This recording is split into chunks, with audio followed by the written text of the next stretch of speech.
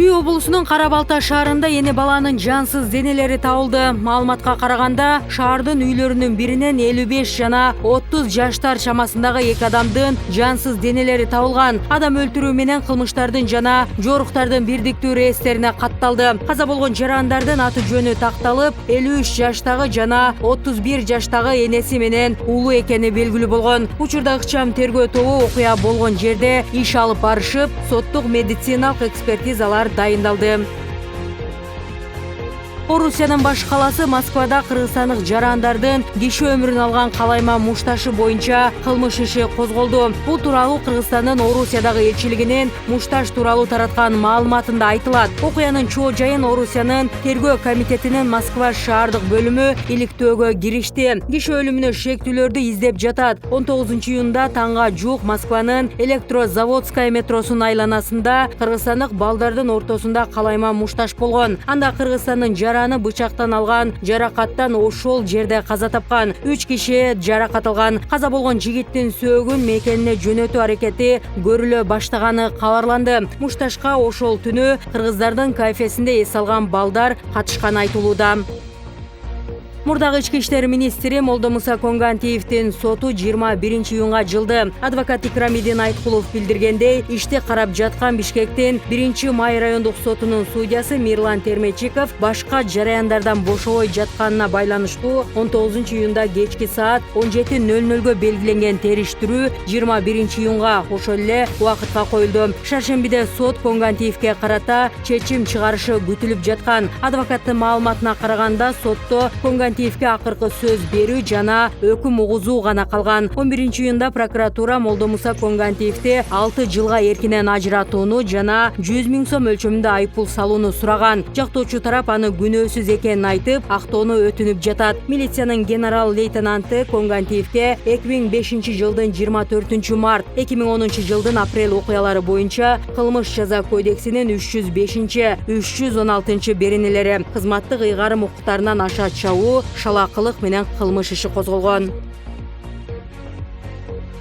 Жогорку сот Атамекен партиясынын лидери Өмүрбек Текебаевдин ишин жаңы ачылган жагдайларга байланыштуу кайра карай турган болду. Бул тууралуу Атамекен партиясынын юристи Талайгүл Токтакунова кабарлады. Ага ылайык Жогорку сот ишти 16-июлда карайт. Эскерте кетсек, 3-майда Жогорку сот Өмүрбек Текебаев жана Дүйшөнкул Чотоновдун ишин карап, жаза мөөнөтүн өзгөртүүсүз калтырган. Отурумда эки саясатчынын үй мүлкүн чегерүү чечими гана жокко чыгарылган болчу. Өмүрбек Текебаевга карата 2017 жылы Мегакомду сатууга көмөктөшүү максатында орусиялык ишкерден пара алган деген жүйө менен кылмыш иши козголгон. Ошол эле жылдын 16 августунда Бишкек шаарынын 1-Май райондук соту Өмүрбек Текебаевди 8 жылга эркинен ажыраткан.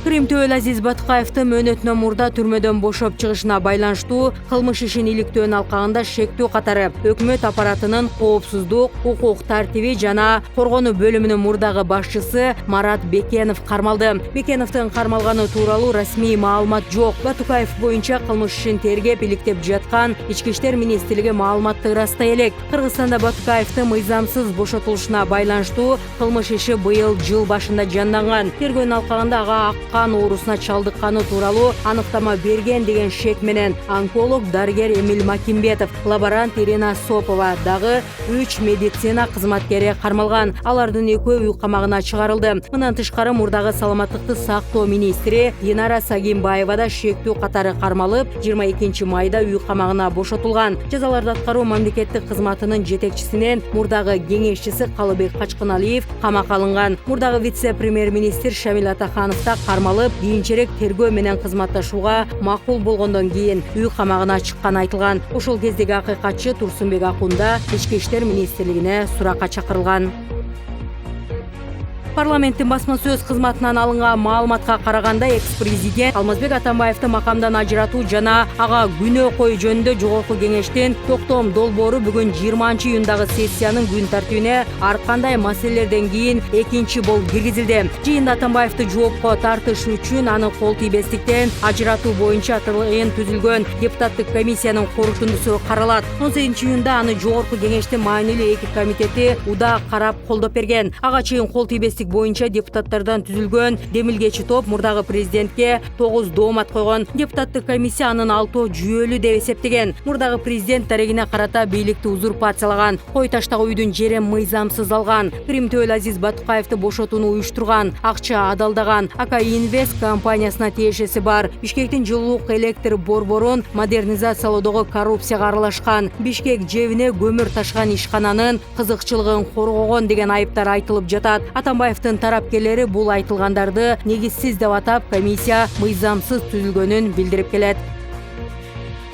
Борбордук шайлоо комиссиясы билдиргендей, бүгүн эртең Нарындын Жумгал районундагы Көгөй, Ош облусунун Каракулжа районунун Кеңеш Ноокат районундагы Насирдин Исанов, Таластын Кара-Бура районундагы Шекер, Бакыян, Бейшекен, Чүй облусунун Аламүдүн районунун Байтик айыл өкмөттөрүнүн башчыларын жергиликтүү кеңештер шайлашат. Бул айылдарга кайра шайланган жергиликтүү кеңештердин 127 депутаты быйыл 30-31 майда биринчи сессияга чогулган. Жергиликтүү башкаруу жөнүндө мыйзамга ылайык айыл өкмөт жетекчилерин шайлоо биринчи сессиядан кийин 10 күндөн кем эмес убакытта өтүшү керек. Борбордук шайлоо комиссиясы мыйзамга таянып, шайлоону 20-21 июнга белгилеген.